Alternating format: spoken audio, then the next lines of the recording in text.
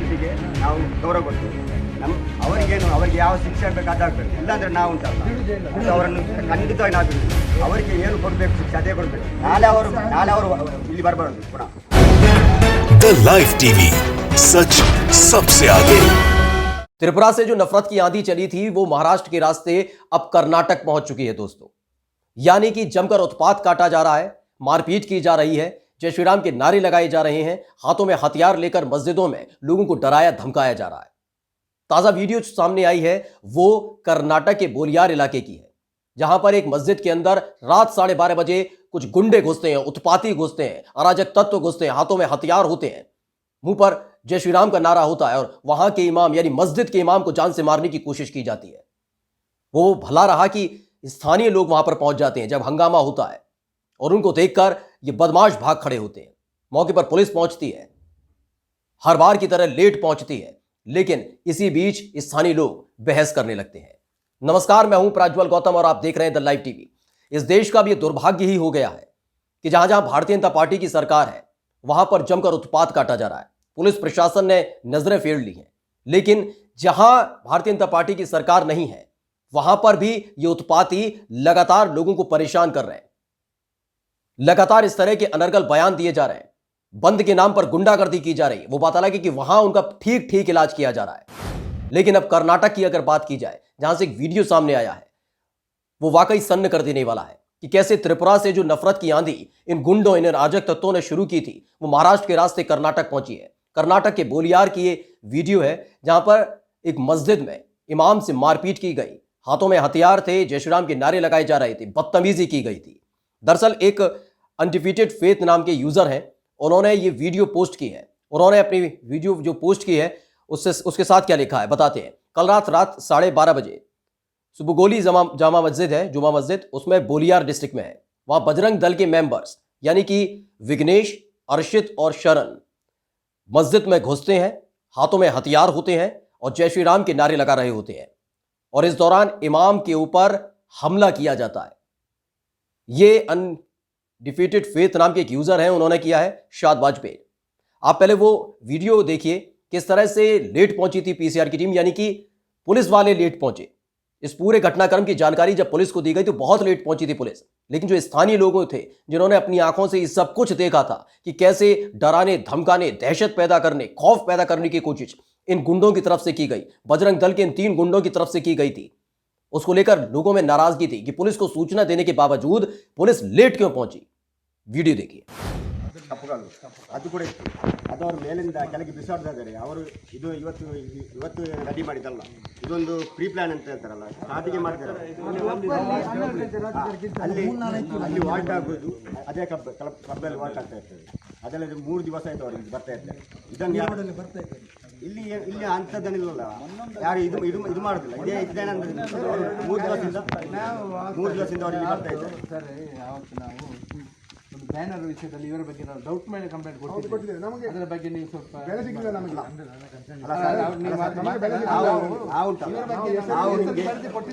ನಾವು ಡಿಪಾರ್ಟ್ಮೆಂಟಿಗೆ ನಾವು ಗೌರವ ಕೊಡ್ತೇವೆ. ಅವರಿಗೆ ಯಾವ ಶಿಕ್ಷೆ ಆಗಬೇಕು ಅದಾಗಬೇಕು. ಇಲ್ಲಾಂದ್ರೆ ನಾವು ಉಂಟಲ್ಲ ಅವರನ್ನು ಖಂಡಿತವಾಗಿ ನಾವು ಬಿಡುವುದಿಲ್ಲ. ಅವರಿಗೆ ಏನು ಕೊಡಬೇಕು ಶಿಕ್ಷೆ ಅದೇ ಕೊಡಬೇಕು. ನಾಳೆ ಅವರು ಇಲ್ಲಿ ಬರಬಾರದು ಪುನಃ. ಅವ್ರಿಗೆ ಏನು ಬೇಕು ಕಾನೂನು ರೀತಿಯಲ್ಲಿ ಯಾವ ಶಿಕ್ಷೆ ಆಗಬೇಕು ಅದಾಗಬೇಕು. ಬೇರೆ ಊರಲ್ಲಿ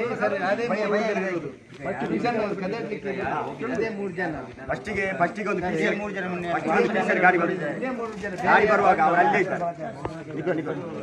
PCR ಗಾಡಿ ಬಂದು ಫಸ್ಟಿಗೆ PCR ಗಾಡಿ ಬರುವಾಗ ಅವರು ಅಲ್ಲೇ ಇದ್ದಾರೆ. PCR ಏನಾದರೂ ಡೈರೆಕ್ಟ್ ಜಂಕ್ಷನ್ಗೆ ಹೋದ್ರು ಅವರಿಗೆ PCR ಗೊತ್ತಾಗುದಿಲ್ಲ. ಲಾಕ್ಡೌನ್ ಸಂದರ್ಭದಲ್ಲಿ ಈ ರೋಡ್ ಗೊತ್ತುಂಟು ಬರಲಿಕ್ಕೆ, ಎಲ್ಲ ರೋಡ್ ಗೊತ್ತುಂಟು ಲಾಕ್ಡೌನ್ ಸಂದರ್ಭದಲ್ಲಿ. ಈ ಗುರುನಾಟದ ಸುಗೋಲಿ ಮಸೀದಿ ಮಾತ್ರ ಇವತ್ತು ಗೊತ್ತಾಗುವಾಗ ಅವ್ರಿಗೆ ಗೊತ್ತಿಲ್ಲ. ಅವರೆಂತಾರೆ PCR ಅವರು ಸೀದಾ ಡೈರೆಕ್ಟ್ ಜಂಕ್ಷನ್ಗೆ ಹೋಗ್ತಾರೆ, ಅಲ್ಲಿ ಪುನಃ ಕಾಲ್ ಮಾಡ್ತಾರೆ.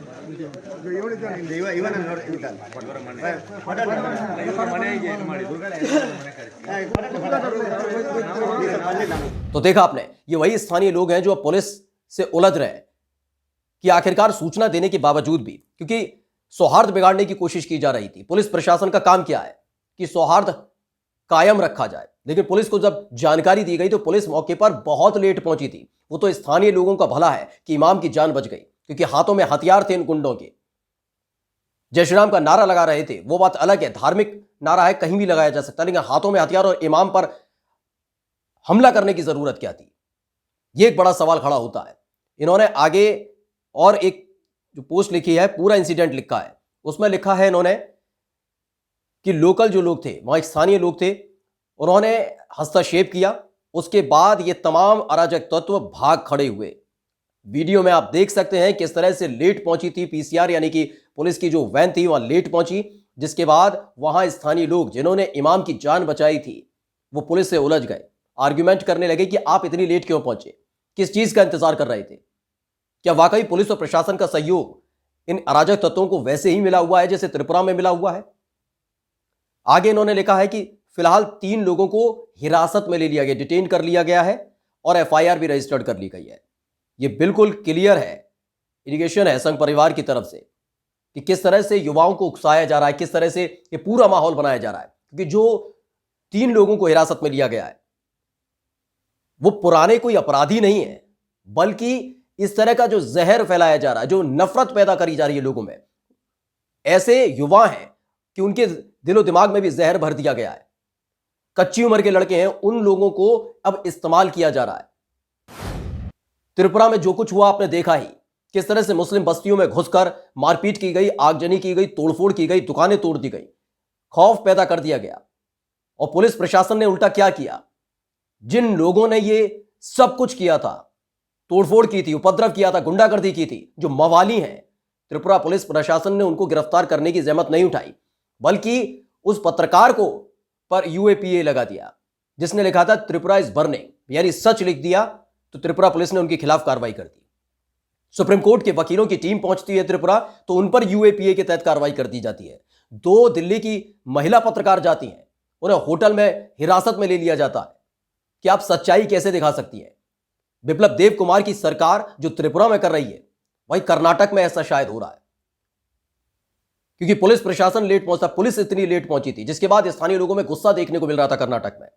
क्योंकि अगर स्थानीय लोग वहां पर नहीं पहुंचते, मोहल्ले के लोग वहां नहीं पहुंचते, तो इमाम के साथ कुछ भी हो सकता था। अब इसी को लेकर एक यूजर है, उन्होंने ट्वीट किया है, लवन्या बलाल है, उन्होंने लिखा है, क्यों, क्या मिलता है, कैसी बढ़त? बीएस बोम्बई, यानी कि जो कर्नाटक के मुख्यमंत्री उनका नाम है, और साथ ही टैग किया है नलिन कातिल, जो भारतीय जनता पार्टी के प्रदेश अध्यक्ष है। क्या एक्शन लिया गया और क्या रिएक्शन लिया? नलिन कातिल जो टैग किया गया फिर से कि हमारे डिस्ट्रिक्ट में, यानी हमारे जिले में नफरत की जो आग है उसे जलाना बंद करो, हमें शांति से जीने दो। यह तमाम तरह की फजीयत भी हो रही है और एक्सपोज भी हो रहे हैं तमाम लोग। क्योंकि सवाल सबसे बड़ा यह उठता है कि भारतीय जनता पार्टी की जहां जहां सरकार है, वहां इस तरह से उपद्रवी, खुलेआम गुंडागर्दी कैसे कर सकते हैं?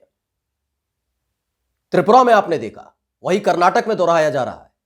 वो बात अलग है कि तीनों को हिरासत में लिया गया, और तीनों के चेहरे अगर आप देखेंगे तो आप खुद कहेंगे इन युवाओं में इतना जहर किसने भर दिया?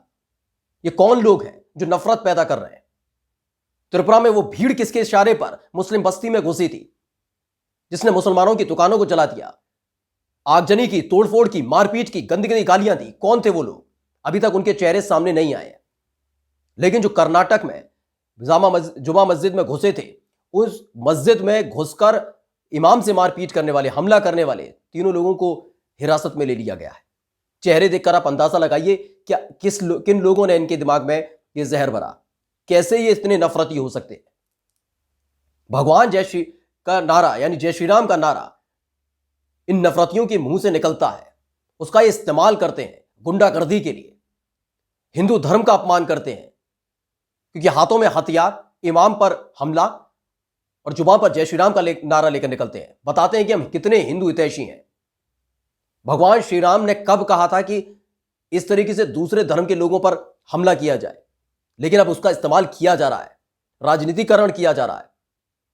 महाराष्ट्र में तो इनका इलाज कर दिया था, ऐसे ही उत्पातियों का, ऐसे ही उपद्रवियों का। पुलिस ने ठीक तरीके से इन्हें समझाता है, यानी जहां जहां भारतीय जनता पार्टी की सरकार है वहां खुलकर ये गुंडागर्दी करते हैं।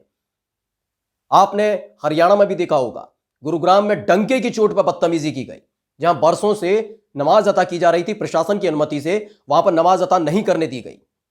गुंडा एक पहुंचता है, वो साफ तौर पर कहता है कि अगर दोबारा यहां नमाज अता की गई तो मैं तलवार लेकर आऊंगा।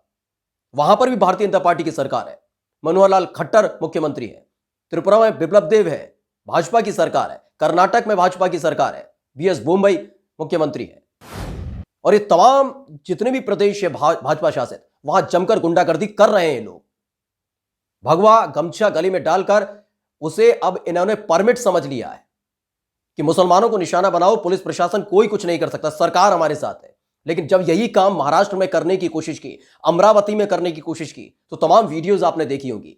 ठीक तरीके से इनका इलाज किया था, जमकर लाठियां बरसाई गई थी, पीठ पर इनकी गुंडागर्दी के निशान छोड़ दिए थे कि तुम गुंडागर्दी करोगे उसका जवाब उसी भाषा में मिलेगा। पुलिस ने ठीक इलाज किया था, इनका छील कर रख दी थी इनकी पीठ। क्योंकि भारतीय जनता पार्टी के तमाम नेता, एक नेता थे जिसने आह्वान किया था राजकमल चौराहे पर आइए, वो खुद भी पहुंचा था, उसका भी इलाज ठीक तरीके से किया था। लेकिन जहां भाजपा शासित प्रदेश है, वहां के हालात किस तरह से बद से बदतर होते जा रहे हैं, ये तमाम वीडियोस, तमाम जो घटनाएं बताने के लिए काफी है। नमस्कार। द लाइव टीवी, सच सबसे आगे।